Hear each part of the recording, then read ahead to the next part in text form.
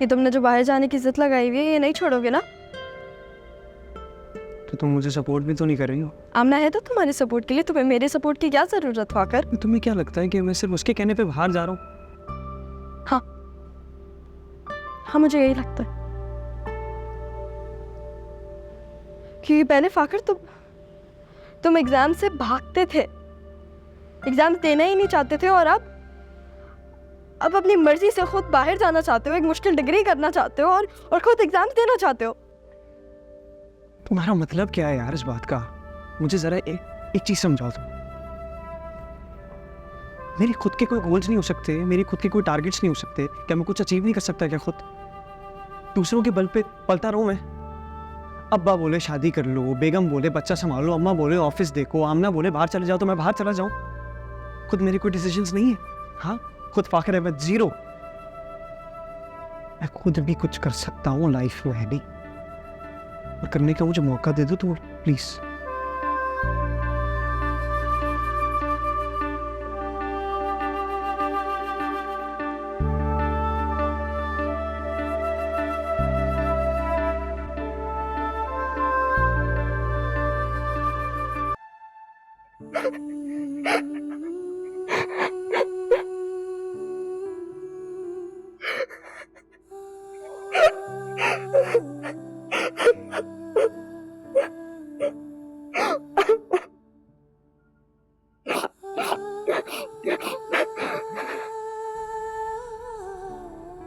क्यों रो रहे हैं?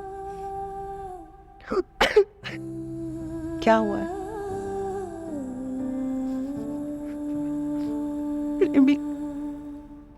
कल रात मुझ पर बहुत चीखा और चिल्लाया। क्यों? क्यों? वही उसकी एक ही रट कि उसे बाहर जाके पढ़ना, और जब मैंने उसे बोला कि तुम्हें आमना की वजह से बाहर जाने दो, उसे ये बात बुरी लग गई। उसे ऐसा नहीं करना चाहिए था। ये तरबियत तो नहीं की थी मैंने उसकी। मैंने तो उसे एक मुखलिस प्यार करने वाला मुहज़्ज़ब इंसान बनाने की कोशिश की थी।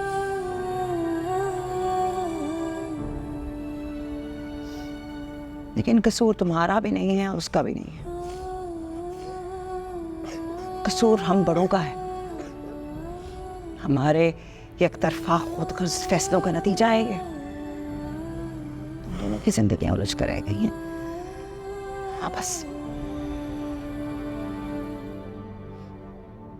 मुझे पता लग गया है बड़ी अम्मी, जिस तरह का उसका एटीट्यूड था ना कल रात, तुझसे जिस जबान में बात कर लूं, प्यार से, गुस्से से, पाने का किसी की नहीं सुनेगा। किसी की नहीं सुन। लेकिन वो तो सुनेगा ना। उससे मांगो। सुना नहीं।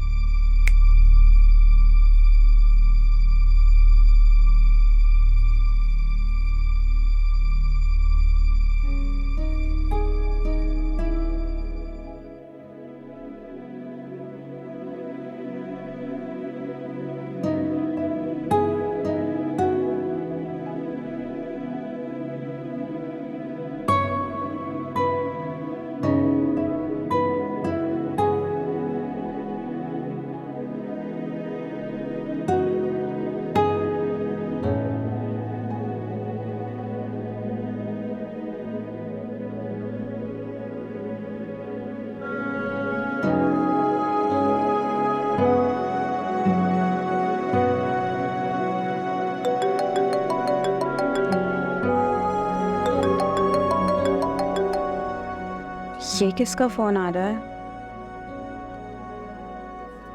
Hello, who's this?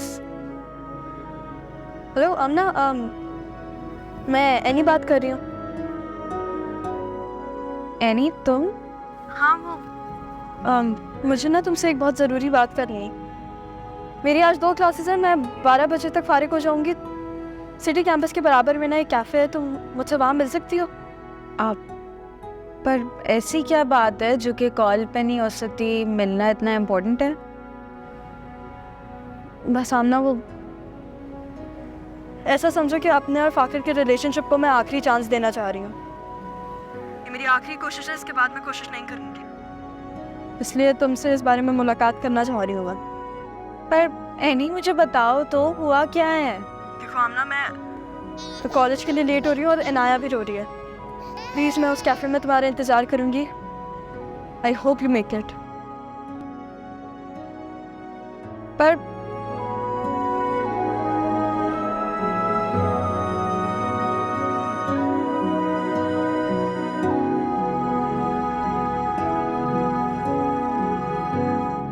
अरे माशाल्लाह, तुम लोग हो गए तैयार?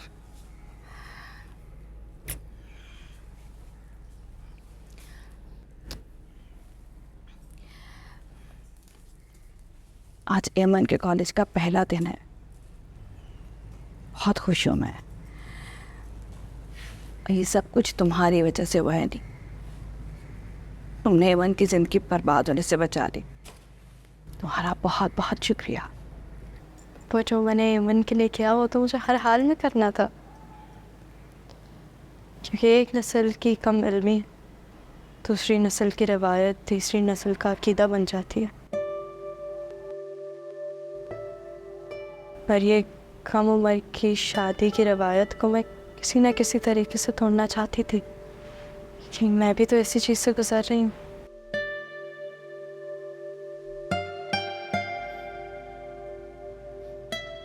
मेरी यानी किसी भी बड़ी मुसीबत से गुजर रही हो, किसी और लड़की को कभी नहीं गुजरने देगी।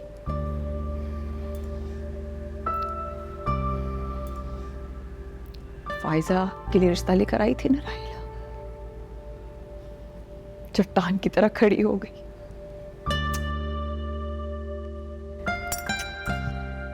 हमारी एनी है ही इतनी अच्छी। बस मैं तो ये दुआ करती हूँ कि तुम्हारे साथ कुछ बुरा ना हो।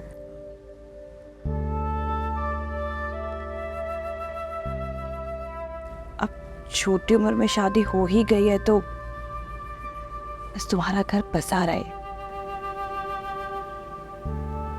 फिर क्या पापा, आप मेरे लिए ये दुआ क्यों नहीं करती कि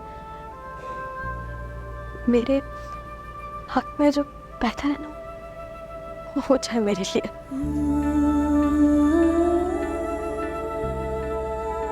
एनी, कुछ नहीं अम्मा, लंबी स्टोरी है, आके बताती हूँ, हम लेट हो रहे हैं ना। इमन आ जाओ, चलो चलो। अल्लाह हाफ़िज़, अल्लाह हाफ़िज़। ख्याल रखना अपना।